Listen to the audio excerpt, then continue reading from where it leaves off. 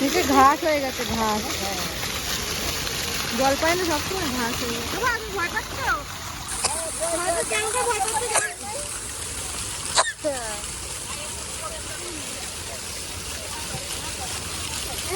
তাজমহলে যাই, আসো। আমাদের কিন্তু ইকো পার্কের এন্ট্রির জন্য পার হেড 30 টাকা করে টিকিট নিয়েছে, মানে 3 জনের 90 টাকা টিকিট নিয়েছে।